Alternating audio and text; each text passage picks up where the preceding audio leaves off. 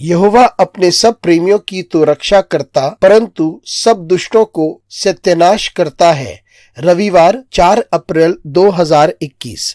आज के मनन के लिए मैंने आप ही के लिए चुना है लूका अध्याय 24 और उसका 6वां वाक्य। वह यहाँ नहीं परंतु जी उठा है। स्मरण करो कि उसने गलील में रहते हुए तुमसे कहा था, आपका दिन आशीषित हो। तुम जीवते को मरे हुए में क्यों ढूंढते हो। आइए इस वाक्य पर हम मनन करते हैं। आज की सुबह का विषय है वह यहाँ नहीं है। सबत के बाद ये सप्ताह का पहला दिन था। महिलाएं इत्र व मसालों को लेकर के जो उन्होंने बनाया था वे जा रहे थे, लेकिन जब उन्होंने देखा कि वहां से पत्थर हट चुका है तो वे अंदर गए और उन्हें यीशु मसीह का शरीर नहीं मिला। जब वे भयभीत थे तब स्वर्गदूतों ने उनसे कहा, वो यहाँ नहीं है, वे जी उठा है। याद करो, जब वे गलीली में था तब उसने आपसे क्या कहा था। यीशु मसीह ने मौत को पराजित किया। कब्र खुली हुई थी, वे उसे रोक ना पाई। मौत उसको रोक ना पाई, क्योंकि जो जीवन उसमें है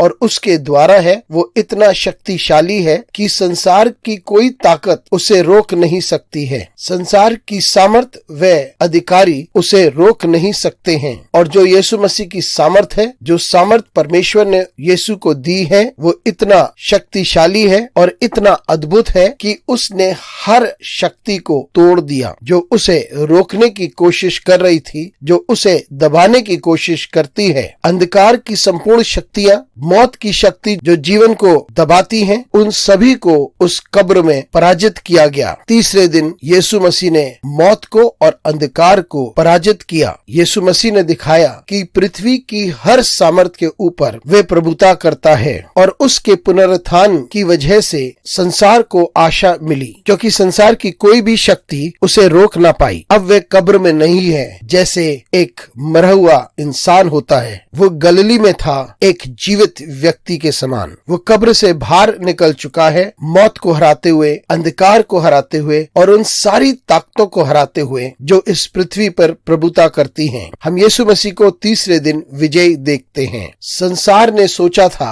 कि जिस सामर्थ को उन्होंने यीशु मसीह में देखा उसे उन्होंने समाप्त कर दिया है, और जिन सामर्थों ने सोचा कि वही इस पृथ्वी पर प्रभुता करते हैं, उन्हें लगा कि उन्हें विजय प्राप्त हुई क्योंकि उन्होंने यीशु मसीह को क्रूस पे चढ़ा दिया। लेकिन यीशु मुर्दों में से जी उठा इस संसार को आशा देते हुए, क्योंकि उसके पास संसार और स्वर्ग में संपूर्ण अधिकार है। आइए हम इस पुनर्जीवित परमेश्वर को निहारें ताकि हमारी आशा कायम रहे और हमारी कमजोरी हमसे दूर हो जाए और हमारे अंधकार को हराया जाए और हमारा जीवन अग्रसर होता रहे। परमेश्वर हमें बल दे। अनुग्रहकारी परमेश्वर स्वर्गीय पिता, आज की सुबह के लिए तुझे धन्यवाद देते हैं। धन्यवाद परमेश्वर, तू मुर्दों में से जी उठा और हमें रास्ता दिखाया। हमारे साथ परमेश्वर तू बना रहे। यीशु मसीह के नाम से मांगते हैं, आमीन।